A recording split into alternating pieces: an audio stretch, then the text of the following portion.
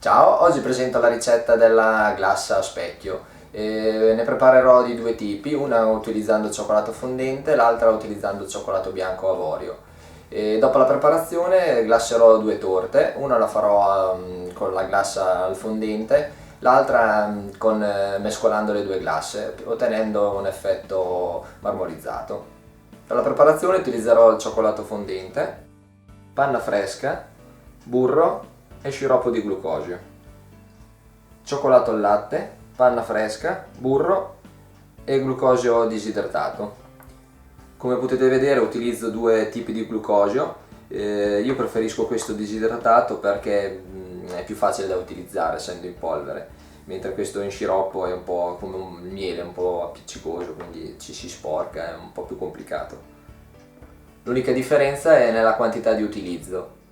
Infatti questo in polvere va diminuito di un terzo rispetto a questo in sciroppo.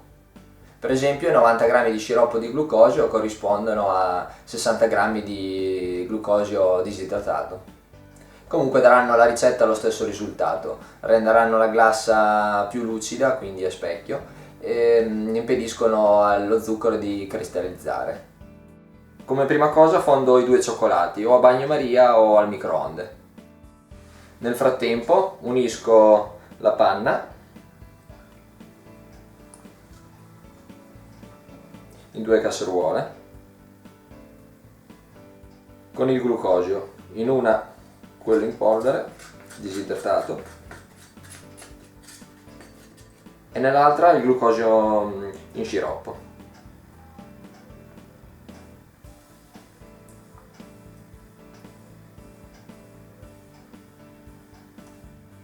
Poi scaldo il tutto a fuoco basso. Preso il bollore tolgo dal fuoco e verso la panna nel cioccolato che nel frattempo è fuso.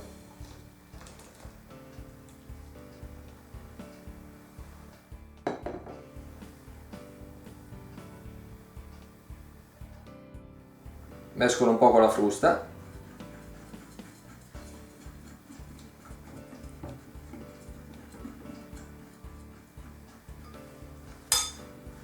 e aggiungo anche il burro.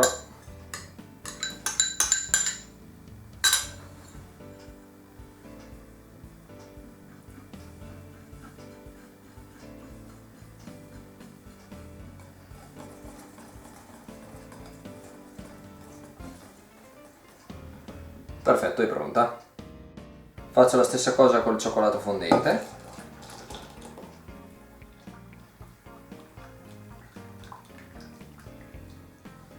Unisco il burro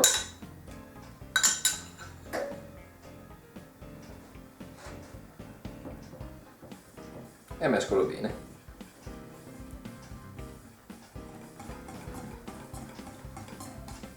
Perfetto, anche la seconda glassa è pronta.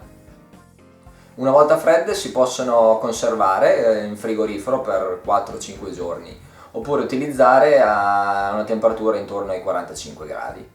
Consiglio di glassare torte tipo mousse o bavaresi da congelate, in questo modo sarà più semplice e il risultato migliore.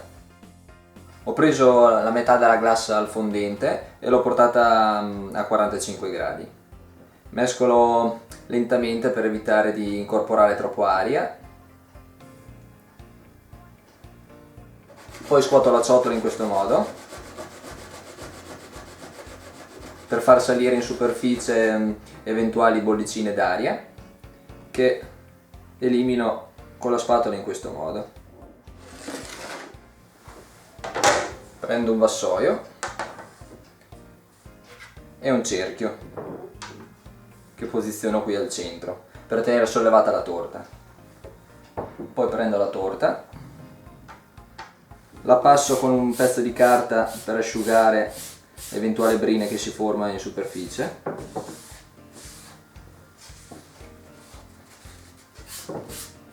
e copro la torta con la glassa.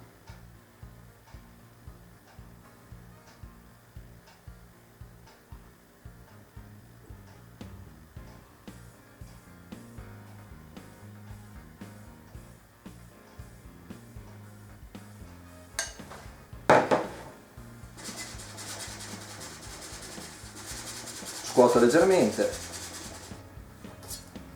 e tolgo quella in eccesso.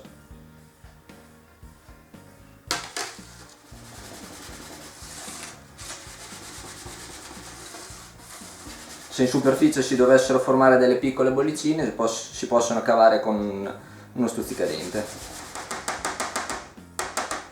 Quando comincia a rapprendere, passo nei bordi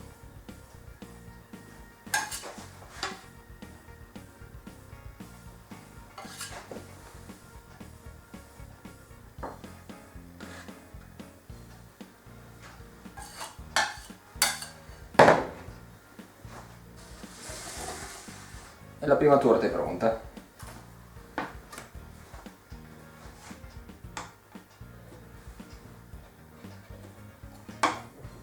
E la posiziono su un disco.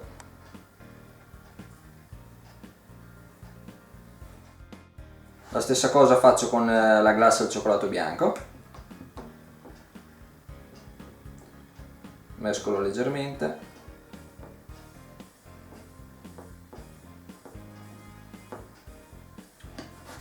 Scuoto. Elimino le bollicine in superficie. Prendo il vassoio, metto il coppapasta al centro, posiziono sopra la seconda torta, passo la superficie con la carta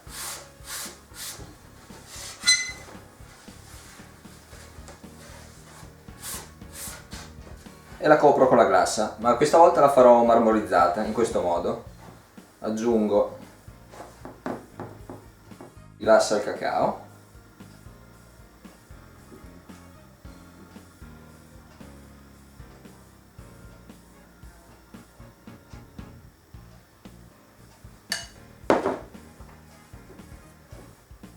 mescolo leggermente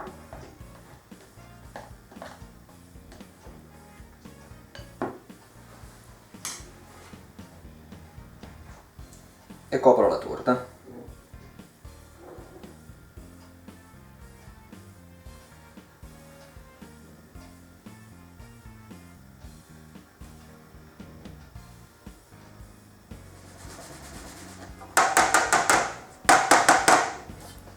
Tolgo quella in eccesso.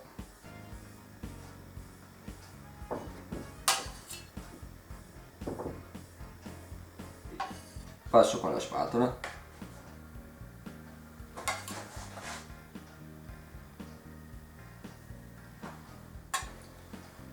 E la posiziono sul disco.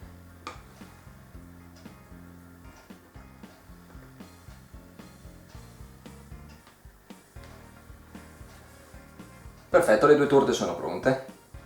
Una semplice e una marmorizzata. Si può preparare nella versione con la base bianca con le striature in fondente, oppure il contrario, con la base fondente con le striature bianche. Come si può vedere, le torte sono ancora opache perché sono a -18, poi man mano che la temperatura si alzerà diventeranno sempre più lucide.